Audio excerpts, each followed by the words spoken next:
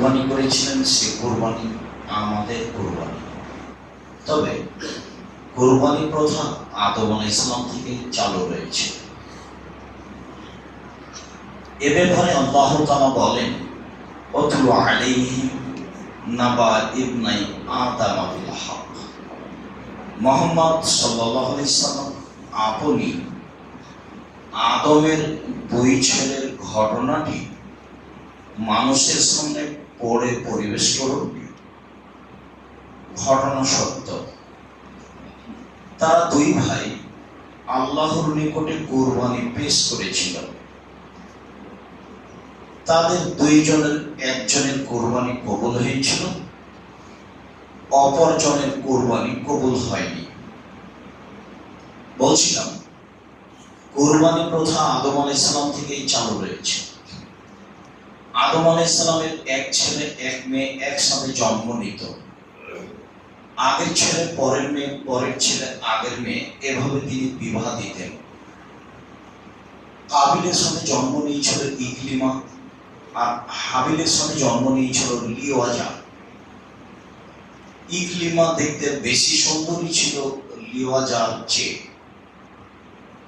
সময় আসলে আদম আলাইহিস সালাম দুই ছেলেকে বিবাহের প্রস্তাব দিলেন। তাতে কাবিল প্রস্তাব প্রত্যাখ্যান করল। কাবিল বলল, আমার সাথে যে মেয়ে জন্ম নিয়েছে আমি তাকে বিবাহ করতে ইচ্ছুক। তখন আদম আলাইহিস সালাম পরিস্থিতি দেখে বললেন, আচ্ছা ঠিক আছে, তোমরা দুই ভাই কোরবানি পেশ করো, যার কোরবানি কবুল হবে সেই ইকলিমাকে বিবাহ করবে। পিতার পরামর্শ অনুযায়ী দুই ভাইয়ের জীবিকা নির্বাহের মাধ্যম ছিল দুই ধরনের। কাবিলের জীবিকা নির্বাহের মাধ্যম ছিল জমি চাষ মর্মে কাবিল কিছু গম কোরবানি হিসেবে পেশ করল, আর হাবিলের জীবিকা নির্বাহের মাধ্যম ছিল পশু প্রাণী পালন।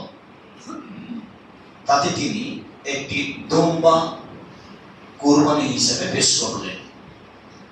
তখন কোরবানি কবুলের পদ্ধতি ছিল আকাশ থেকে আগুন এসে চলে যাবে, যার কোরবানি চলে যাবে তারই কোরবানি কবুল হয়েছে বলে প্রমাণ হবে।